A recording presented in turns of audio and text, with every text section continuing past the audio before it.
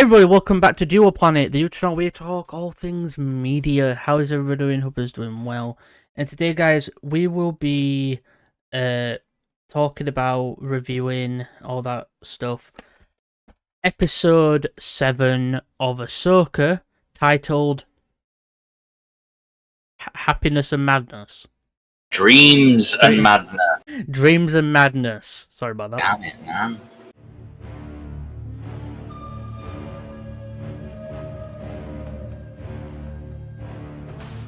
You had one job.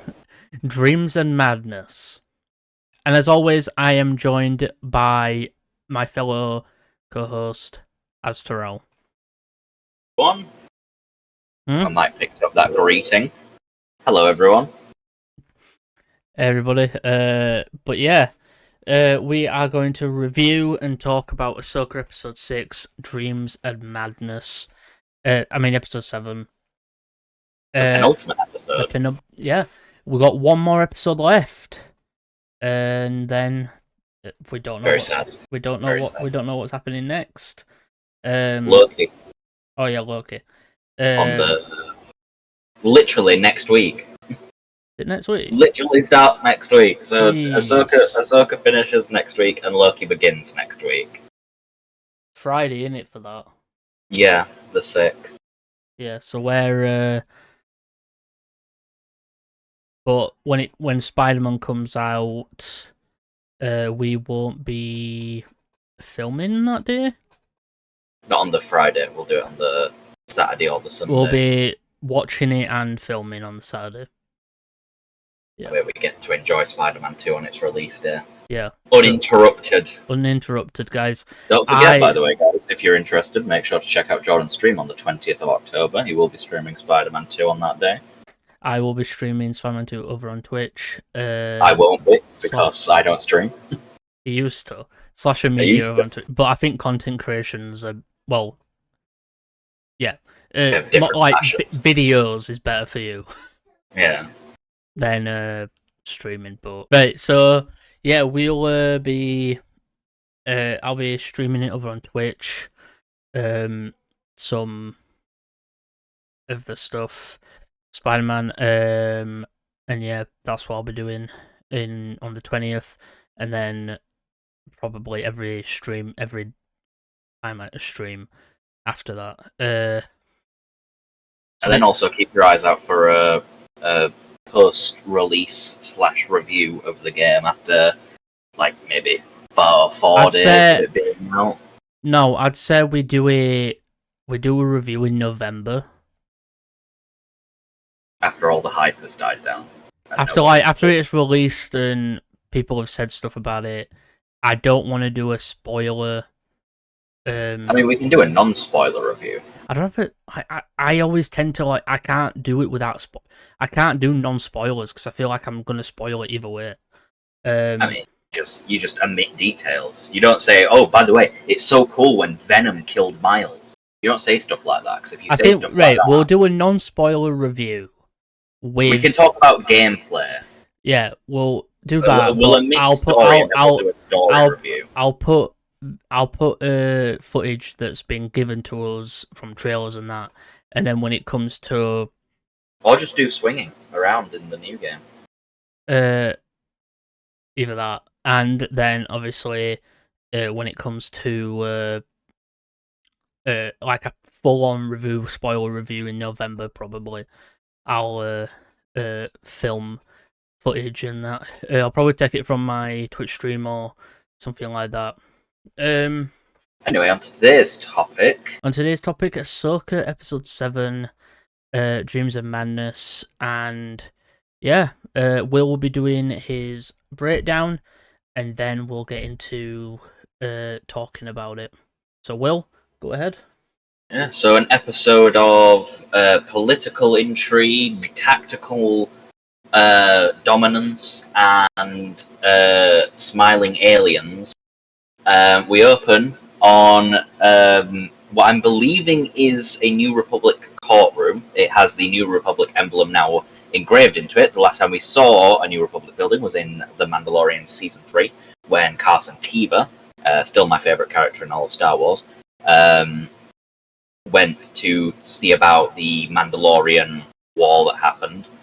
This time, however, General Hera Syndulla is standing trial. The senator from a recent episode is given a load of shit. People think he's people know that he's related to someone from the animated Resistance show, which I'm not a big fan of. I Mon never Mothma's watched there. it. Yeah, I'm not a big fan of it. Mon Mothma's there. They're having a little chat. Hera's being like, "Hey, listen, idiot. Thrawn's coming back. I did what I had to do." Carson T was like, "But what about the Imperial attack on the Mandalorians? AKA, what about the droid attack on the Wookiees?" And then who shows up? Then there's a load of commotion. We hear a little voice, and then we see little gold protocol droid. Everybody's favorite droid. C-3PO makes an appearance on behalf of General Leia Organa. He delivers a data disk which basically lies about the fact that Leia authorized Hera's mission to Cetos, which is now the name that I know for the planet that they were on. Yeah, now that we're not on that planet anymore, they've now told us what it's called. No, they did say it a few times, but I think we just forgot. But yeah, so it's called Cetos. Senator Man, not very happy about 3PO's interjection. He doesn't like droids. Chopper has words. Mon Mothma asks Hera what is the threat of Thrawn's return. Hera says that they need to hope for the best but prepare for the worst. And then we title card, cut to not Anakin, Ahsoka, same name, training. However, Anakin is there because there is a hologram of Clone Wars era Anakin teaching Ahsoka, advising Ahsoka that she needs to train more than him. Obviously, he even being the chosen one, he had magical powers and shit. She has magical powers as well. She does the training, she bows, she says that he made a load of these recordings. They mention Count Dooku, they mention General Grievous, and they mention Asajj Ventress, because Ahsoka will not only fight droids on Clone Wars. Hugh Yang says that he never thought that Anakin was thoughtful, which, untrue. Ahsoka says that Anakin was a good master, and I have to agree, he was probably the best Jedi Master we've seen. They arrive, exit hyperspace from the Purgle travel, and there's explosions everywhere. There's an Imperial minefield around Peridia. Ahsoka starts evading, space whales disappear, they get out the other side, it's pretty tense. Then the Scion, I believe it's called, which is the hyperspace ring that was built that they used to travel to Peridia, is there, and they send fighters after Ahsoka. They dive into the ring. We cut to Thrawn at the Chimera and the Night Sister Tower talking to Enoch. He gets the information on Ahsoka, finds out that her master was Anakin Skywalker. Thrawn knows who Anakin Skywalker is. He knew that Anakin was Darth Vader, knew a lot. He's somewhat scared, actually, in the scene. He actually seems somewhat surprised and a little bit terrified at that prospect. He calls off the bombardment of... not the bombardment, the chase of Ahsoka, gets the Night Sisters in. Ahsoka gets in the asteroid field, the Purgle graveyard, sorry, and attaches to one of the bones. Cut to Ezra and Sabine having a little chat. As Jordan said, Ezra's deep blue eyes are quite mesmerizing. They have a chat. They're like, "How did you get to me?" And Sabine's evading. I must say, Sabine is still probably the most unlike her rebel counterpart.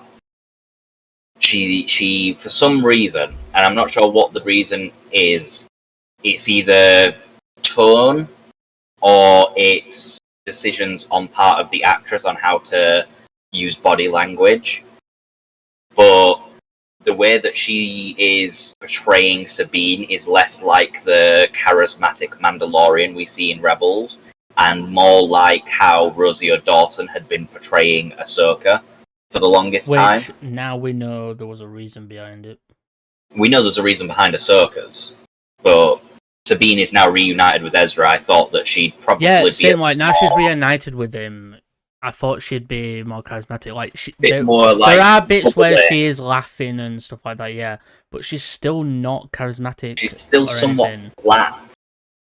She's not. Which Sabine was never flat in Rebels or any depiction. She was always like the most vibrant person in the room. More vibrant than Ezra, and he had fucking blue hair. He's now got black hair because he's now like his dad. They have a chat. Baylan, Skull, and Shin arrive on a thing, and they see him. Baylan is not going with Shin for whatever reason. He's looking for something. The Night Sisters arrive and do a bit of like sorcery. They're like, Thrawn's like, find Ahsoka Tano, and the Night Sisters are like, as you wish, my lord. They find her. She gets bombarded, but before she does, she sends out a little force pulse to Sabine. She sees Sabine, and then the bombardment begins. Not cool. Ezra tries to like ask Sabine what she felt, but Sabine doesn't know how to describe it because obviously Sabine isn't a Jedi. That's another thing that made me laugh. Sabine tells Ezra that Ahsoka took her on as her apprentice, and his first response is, "What? Why?" Yeah. That is probably the great, because that is the exact reaction the entire fan base had, except for like Star Wars theory. I was wondering when you'd be saying something. As we know, guys, continuity cannot exist in Star Wars. Oh, did you see that video I sent you? Yeah, the one where he's like, I've loved every episode of Ahsoka, and I've been super supportive, but for some reason he dislikes episode 7 when it's the exact same sort of feeling as the rest. Yeah, he doesn't. In fact, this is probably in the top 3 episodes of the show. I'm wondering, does he like any of like the actors? Well, Jordan does that. Will thing.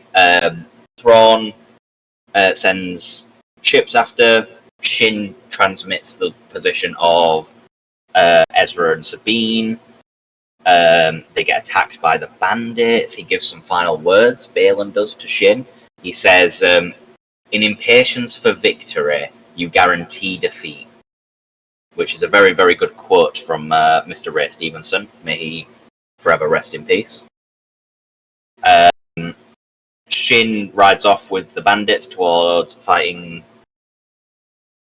Jordan has found something.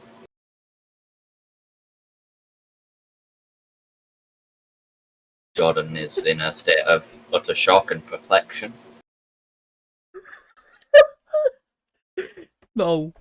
Star Wars Theory says, well, this was 17 hours ago. So he did a watch party for episode 7. Where does this leave the final? Ezra saying, looks like I'm actually going home, reeks of foreshadowing that he ain't gonna make it. Saw this, said a lot in the stream. Do you think his eyes are super blue like that because he's just an illusion of magic from the mothers? No, his eyes have always been super blue. I swear, Star Wars Theory does not watch Star Wars. Right, guys. If I remember in editing, at this point, I will put an image of Ezra from the TV show, from Rebels, versus Ezra from Ahsoka. Look at his eyes. I'm gonna check. I'm gonna check right now. Same. His eyes are blue. His eyes are like really blue. Yeah, exactly. And his eyes in the show are very fucking blue. I mean, they're not like bright blue, like they are in the show. But I think that is just the fact that the actor doesn't have blue eyes. Yeah, because there's an image of the actor. The actor has brown eyes, so he's wearing He's wearing contacts or something. So he'll be wearing contacts that are just way too bright because they can't match the exact color. Yeah, exactly. But I like to see it as his eyes are like that because his connection to the Force is so strong. Yeah, and then you've got Star Wars Theory is like, oh, do you think he's an illusion? Anyway, Thrawn sends troopers to go fight Sabine and Ezra. They have a little battle. They kill a bunch of the bandits. One of the little turtle thing pods gets knocked out, and so they encircle it. Ahsoka jumps out of her ship. It's pretty fucking cool. It's like a Clone Wars style drop. Sabine and Ezra see Shin. Ezra asks if she's got a lightsaber. He's like, God damn it, I've not missed these conversations. Baylan finds Ahsoka. They have a little chat. They start dueling. Again, love the choreography.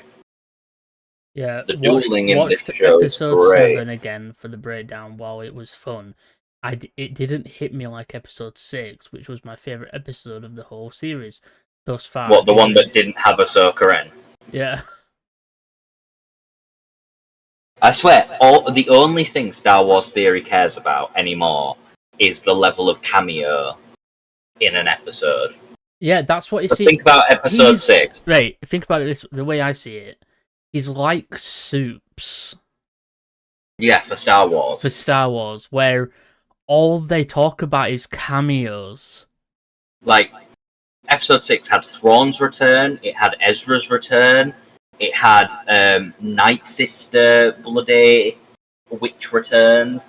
The only thing, the Chimera, it had so many cameos and like references last episode. There is no wonder Star Wars Theory loves it as his favourite one. Yeah, exactly. Because Star Wars Theory is not a Star Wars fan. Star Wars Theory is a Luke Skywalker fan. That's what, because when Dave Filoni in Mandalorian brought him back, brought Luke back, he instantly just said thank you and all that, and cried at it. Which is fine. Yeah, we cried at it. But like, he brought Luke back in a great way. It did. But like, the entire season of season people 2, see that and say, "Oh, this is the best episode," and it's all because Luke. Yeah, there's no other point for why that is the best episode of The Mandalorian other than Luke Skywalker's cameo. Exactly. The best episode of The Mandalorian is actually probably, which is the best episode? I think it's the one where they introduce Timothy Oliphant and they fight the Krayt Dragon. I think that is the greatest episode. Here's the thing of about me and Will, right?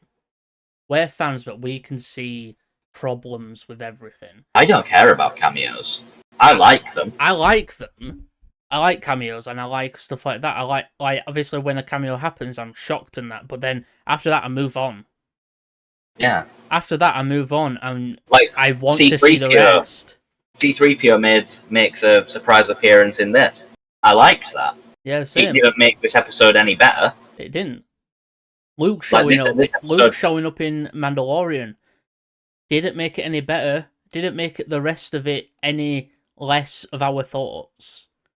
When me and Will review stuff, we do it in the way of we like the cameos, but it depends on the rest of the episode. If the writing's garbage and the acting is horrible, no matter how good of a cameo you put in a show, it doesn't make the episode any better. It's like when Spider-Man No Way Home was coming out and everybody was like, "Oh, this cameo's going to be in it. That's going to be in it. This is going to be in it."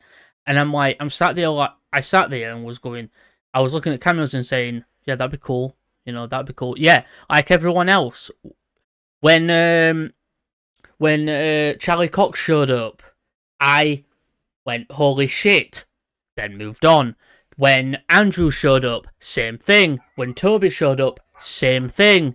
I was just like, holy shit in that moment, and then that's it. I watched the rest of the film. I'm gonna say, like, this episode...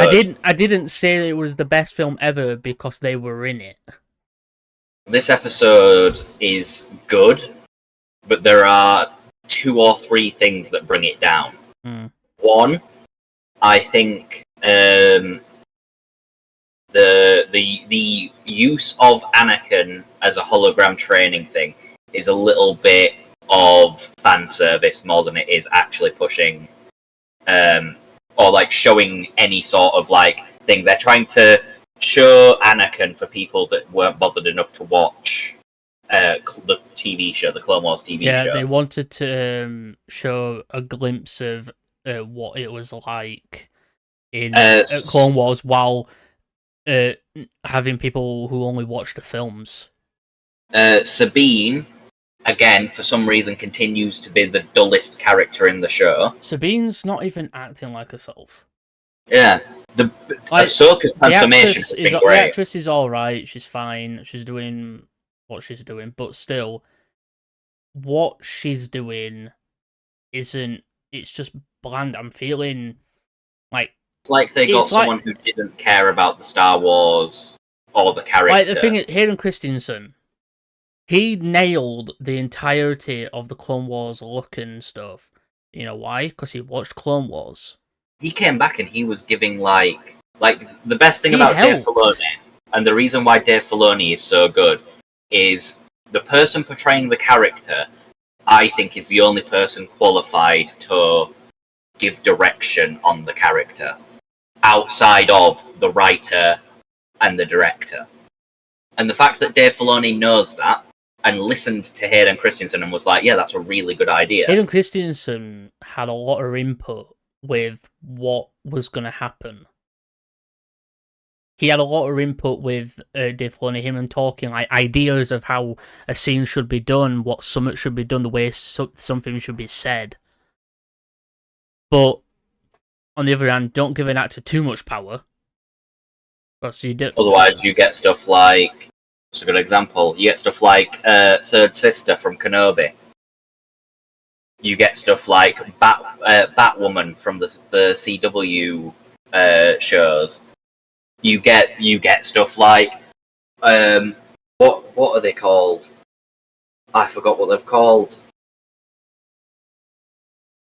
Hang on, give me a second. The new Arrow crew in like season 5 of Arrow. You get stuff like that. You get performances that are either too stylized or not stylized enough. You cannot get a perfect performance if the actor is the only one contributing to the. It should like what makes it perfect with Dave Filoni and Hayden Christensen is that they both worked on it together. And Hayden watched Clone Wars. He watched Clone Wars to see how his character was during the events of Clone Wars, how he was, because he didn't live through that. Hayden himself didn't portray that version until now. He didn't portray that version of him. So he went on, watched it, and then him and Dave came up with ideas of how things should be. And it was done extremely fucking well. Same with Rosario Dawson. She's done really fucking well at it. I think she's done amazing, and we know the reason why she was being so stoic. Why was she not being as her old self? But now she's back to her old self, being this person who's still serious about shit, but also being happy about other shit. And then Sabine just seems like she's not changed. Nothing's changing her. Like, the events don't seem to affect her as much. Yeah. Anyway, we'll finish up this breakdown before we rant more about the fallings of certain characters. Don't be saying anything about us talking about other creators. It's just that we don't mind the creators. It's just sometimes. Oh no, I will be the first to say that I severely dislike Star Wars Theory. We disagree with what Star Wars Theory says. We disagree with what Soup says half of the time with what other creators say. He said some of the most like out of left field shit regarding Star Wars I think I've ever seen. Yeah, we see that we know that things like that are gonna happen. We know it's personal preference. Like, I used to watch Star Wars Theory, and then I realized how fucking like his views weren't. If Star Wars Theory wants to believe that concrete doesn't exist in Star Wars, right? Good for him, right? However, how does he think that and screws? That was the other one, wasn't it? Yeah, concrete and screws. Yeah. I want to ask him the question: how does he think that Star Destroyers and buildings were made. How does he think droids are made? Does he think they're magnets? Who knows? Anyway, they continue fighting. Sabine tries to give Ezra his lightsaber. He refuses. He's now a kung fu master with the Force, doing all this sort of shit. You can't see me because I don't have a camera on, but I'm like waving my hands around like I'm a kung fu master. I do that whenever I've got like anything. Even if I've not got the camera on, I'm like moving my hands about like I'm actually got my camera on. Duels continue. Backup arrives for Shin. Balin gets duped by Ahsoka, who like laughs at him and then steals his horse.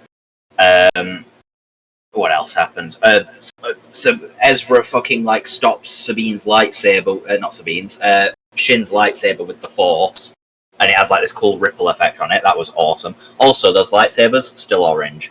Yeah. They continue fighting. Ahsoka arrives. Ezra does like a funny, "Hey, don't you want to take us prisoner instead of killing us?" Shin's like, "No, kill them." He's definitely like his rebel self. We end with a reunion. Sabine says that she thought Ahsoka was dead. Ahsoka says, "What, I missed this reunion," and then hugs Ezra. And then Ezra says that he's got a feeling he might be going home. I think I think him talking to those guys. I think they're telling him to go, or they're gonna go with him. And then that's the end. That's the end of the episode. Yeah, I must say, pretty good. Pretty good. It was pretty. I would say top 3 episode. Yeah. I think the top 3 are probably episode 5's number 1, Shadow Warrior. That's awesome. I'd also like to. I would probably say Master and Apprentice, the first one. Yeah. And then episode 7's probably number 3. What would you rate this episode then? I'm gonna give this episode a 8.3 out of 10. 8.3 out of 10. Yeah, I am gonna agree with that one actually. I'm gonna agree with that. But anything else? No.